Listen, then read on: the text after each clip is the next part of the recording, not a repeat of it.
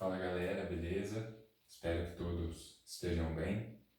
Eu vim aqui hoje gravar então essa nossa última videoaula do trimestre e última videoaula do ano também, né? Visto que estamos encerrando o segundo trimestre agora na disciplina de Geografia 2 e ao mesmo tempo também estamos encerrando o nosso ano civil de 2020, né? A gente só vai conseguir terminar a nossa disciplina e o nosso ano letivo, né, de 2020 no próximo ano, certo? Então eu vim aqui primeiramente, né, para agradecer vocês, agradecer o empenho aí desses 2 trimestres, né? De maneira geral, as turmas têm se comportado de uma maneira aí bem interessante dentro da nossa disciplina, participado, fizeram todas as atividades. Então, apesar de todas as dificuldades e limitações que a gente encontra aí com os estudos não presenciais, né? Entendo que de maneira geral vocês têm se esforçado e a gente tem conseguido desenvolver uma disciplina de uma maneira aí interessante, né?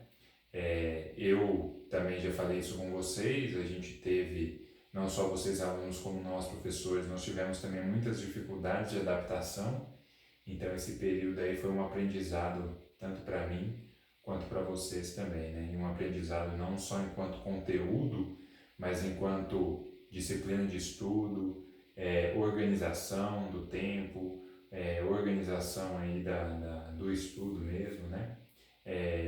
Até mesmo aí aquele dia que bate aquela preguicinha e tudo mais, a gente está em casa, é mais difícil de fato organizar tudo isso. Então tem sido um aprendizado para nós também esses fatores. Bom, e para encerrar esse nosso trimestre, né, essa é a última quinzena nossa de postagem, eu gostaria de fazer aqui uma rápida revisãozinha com vocês para a gente conseguir compreender como que os temas que nós aprendemos no primeiro e no segundo trimestre, eles estão ligados. Por quê? No terceiro trimestre, no ano que vem, a gente vai aprender sobre formação do território brasileiro. Então a disciplina de Geografia 2 ela vai estar muito ligada com a história, no início principalmente, né? Ela sempre está, mas de maneira geral mais marcada essa ligação, porque a gente vai aprender um pouco sobre formação do território. Então a gente vai ver desde a chegada dos portugueses lá no Brasil, o encontro com os índios, né? Como se deu essa relação e como que foi a evolução do território brasileiro. Eu estou falando aqui de evolução não no sentido de necessariamente de ter ficado melhor, né? Mas no sentido mesmo de percurso histórico que o território passou, tá? Até chegar nos dias de hoje. E para nós, para a história, é uma compreensão um pouco diferente desse processo. Para nós, para a geografia, a compreensão é principalmente de quais foram as alterações que nós tivemos no território brasileiro, tá? A partir de todos esses fatos históricos que foram acontecendo, beleza? Então esse vai ser o conteúdo do nosso próximo trimestre. Mas nesse segundo trimestre, primeiro e segundo trimestre, nós tivemos temas que estão totalmente conectados e que vamos fazer também compreender um pouco mais sobre esse próximo trimestre, tá? Então, ó, eu coloquei aqui assim, uma revisãozinha de Geo 2 aí. No primeiro trimestre, nós vimos geografia urbana, certo? E geografia da população.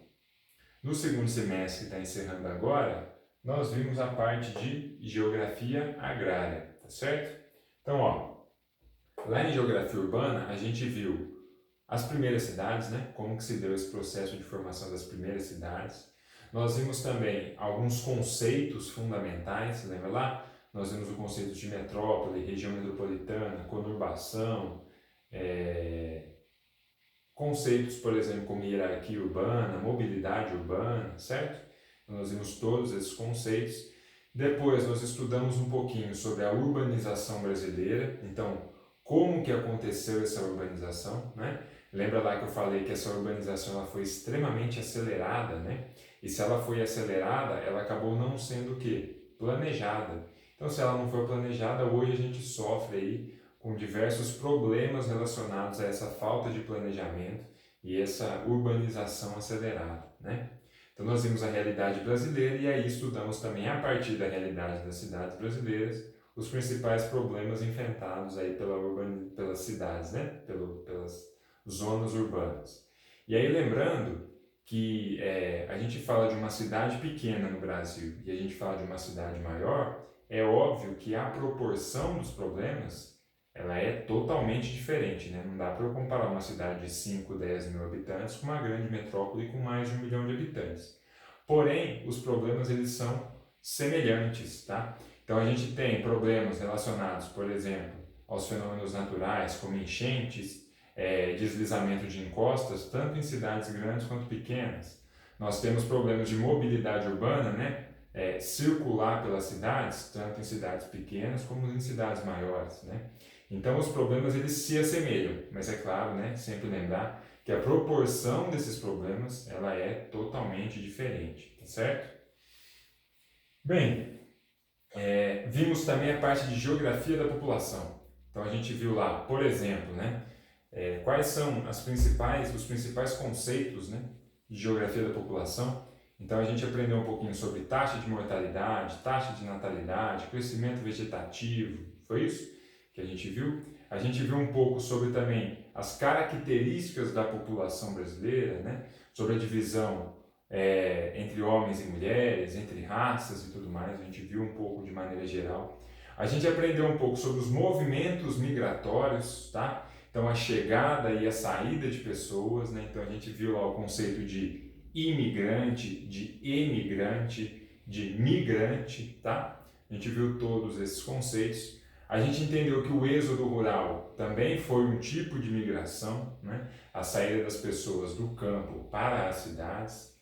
E a gente viu também, e um dos aspectos muito importantes, porque aí a partir disso que a gente viu, a gente conseguiu entender de maneira geral as características da população, que foi a gente aprender um pouco sobre pirâmide etária, né? Então lembra que a pirâmide etária, ela nos dá, de maneira geral, as características da população daquele país que a gente está estudando.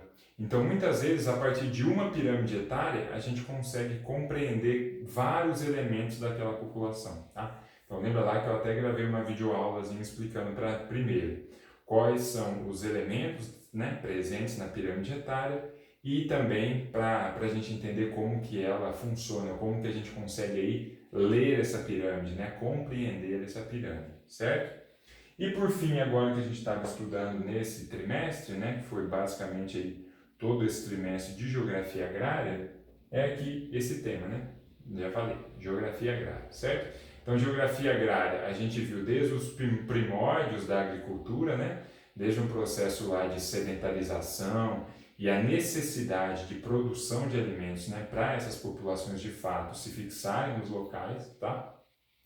Nós vimos também diversos conceitos sobre geografia agrária, então a gente estudou lá sobre o agronegócio, estudamos sobre a agricultura familiar, estudamos sobre o camponês, né? Estudamos um pouco também sobre a reforma agrária a partir da nossa Constituição brasileira, que prevê que é necessário realizar a reforma agrária e quem vai realizar a reforma agrária é o Estado, certo? Lembra lá que na Constituição fala, né?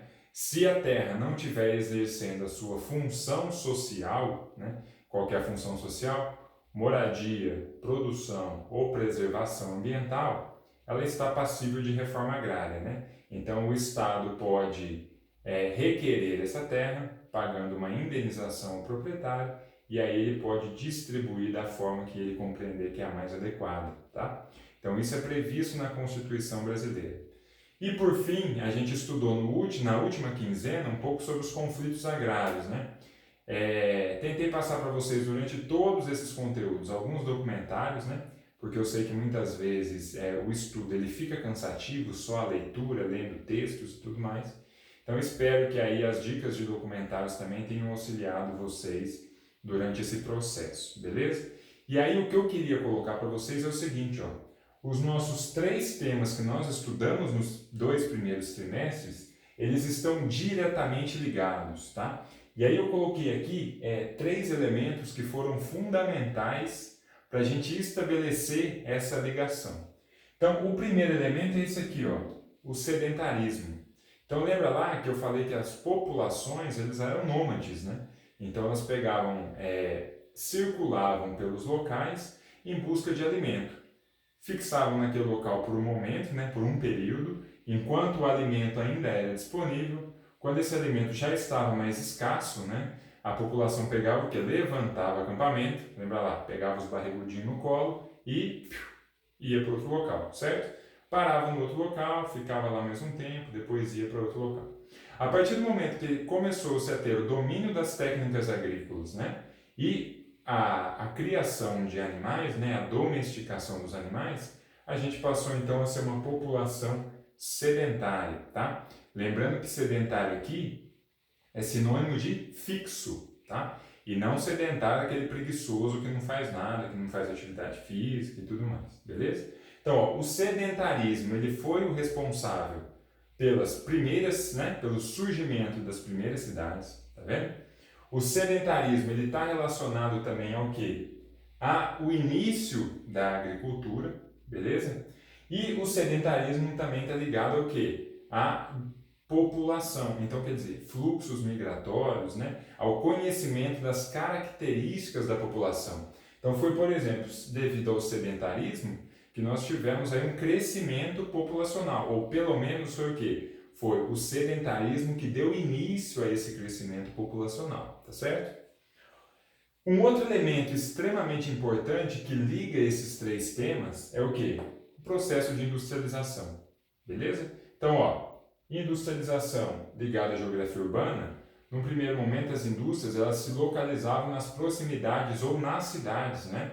Porque eram os locais onde a indústria conseguia ter uma melhor infraestrutura, né, para o seu funcionamento.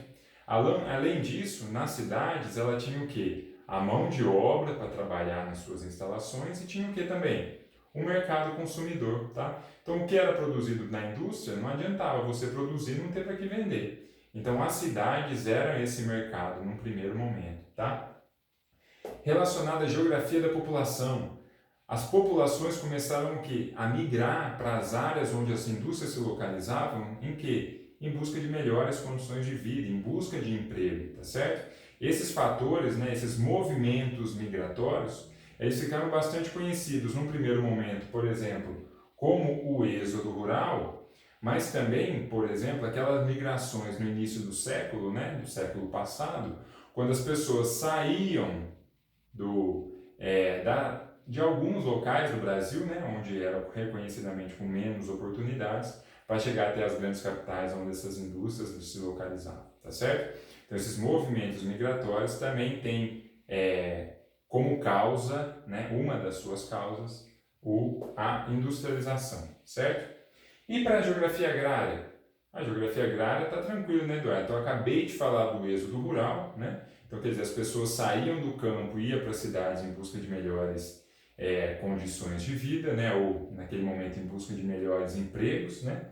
E também está extremamente ligado ao que? A modernização da agricultura, né? Foi a indústria que foi uma das grandes responsáveis por essa modernização, pelo fornecimento de máquinas, pelo fornecimento de insumos, né? Todos esses produtos produzidos pela indústria e que tinham como destino aí o campo e a sua população, tá certo? E por fim, o êxodo rural, né? Que eu já até comentei um pouquinho, mas o êxodo rural, ó, saída das pessoas do campo para a cidade. Então, quer dizer, saída das pessoas do campo para a cidade. A gente tem um esvaziamento do campo, né? Então, hoje a população brasileira já é mais do que 90% moradora de cidades, não é isso? Então a gente tem um esvaziamento do campo a partir do êxodo rural, a gente tem um inchaço das cidades, as nossas cidades elas não estavam planejadas, né? Ou elas não tinham uma infraestrutura adequada para receber toda essa população e é um fluxo populacional, né? Essa saída, esse êxodo rural, essa saída do campo para a cidade, são pessoas. Então, quer dizer, diretamente ligada hoje ao contexto e à infraestrutura e às características da nossa população, beleza? Infraestrutura não, desculpa, estrutura da nossa população, ok? Então, ó, esses três temas que nós vimos nos 2 primeiros trimestres, são temas que são diretamente conectados uns com os outros, tá? É muito difícil, apesar dessa separação que a gente faz, é muito difícil a gente entender, por exemplo, o campo sem pensar na cidade, ou a cidade sem pensar no campo, né? E os dois, o que? A gente tem esse fluxo populacional, essas características da população. Então, apesar de a gente fazer essa divisão, né, a compreensão desses três temas ela é extremamente importante quando ela está interligada, tá certo? Não dá para a gente compreender a geografia agrária sem compreender a geografia da população e sem compreender a geografia urbana, beleza? Então a gente começou nessa ordem, inclusive, né? Urbana, população e agrária. Mas poderíamos ter começado em qualquer ordem, tá? O que eu quero que vocês entendam é esses temas, então todos os conceitos que a gente viu, que a gente construiu aqui, e entenda que esses temas estão diretamente ligados uns com os outros, beleza? Essa compreensão desses três temas vai nos ajudar a compreender a formação do território brasileiro, que a gente vai começar a trabalhar aí no ano que vem, no início do terceiro trimestre, beleza? E aí o que eu pensei para esse trimestre, enfim, né, para essa última quinzena, na verdade, no que se refere à atividade. Primeiro, eu fiz uma revisão para vocês, beleza? É uma atividadezinha que é um caça-palavras, na verdade, lá, um caça-palavras mesmo, né? Na verdade, eu coloquei algumas perguntas e vocês vão completar esse joguinho que eu fiz aí com perguntas relacionadas a esses três temas, tá? E o que eu quero que vocês façam também é uma avaliação. Então, a avaliação da disciplina, né? E sejam sinceros, tá? Eu não vou avaliar o que vocês estão colocando, se me criticou a disciplina ou não, não é esse o intuito. Eu preciso saber qual é esse feedback de vocês, me falar assim, Eduardo, isso foi bom, isso foi ruim, isso pode manter, isso pode melhorar, tá? Então eu preciso desse retorno de vocês, então uma das atividades é essa avaliação da disciplina e o outro é uma autoavaliação. Ó Eduardo, para mim, na minha compreensão eu vejo que eu consegui ter esses aspectos positivos da minha aprendizagem, mas para mim também tem esses aspectos negativos, tá? Então acho que fazer uma autoavaliação, uma avaliação crítica, ó, eu fui bem nisso e fui mal naquilo, acho importante para a gente também conseguir chegar no próximo trimestre e ter uma melhor compreensão de todo esse ensino não presencial, né? De todo esse contexto de ensino não presencial, certo? Então, eu gostaria de agradecer novamente vocês, falar que sinto falta de vocês, da presença na sala de aula, acho isso fundamental, mas nesse contexto a gente precisa se preocupar de fato com a nossa saúde, com a saúde das pessoas que estão ao nosso redor. Espero que no ano que vem a gente ainda consiga se encontrar presencialmente aí pela escola, ou até mesmo na sala de aula, quem sabe, vamos ver como é que tudo isso caminha. Mas de maneira geral, só desejar aí um bom final de ano para vocês, um bom encerramento dessas atividades e que se cuidem, né? Se cuidem que hoje, com certeza, a nossa saúde é mais importante, beleza? Um grande abraço, se cuidem e juízo na vida. Valeu!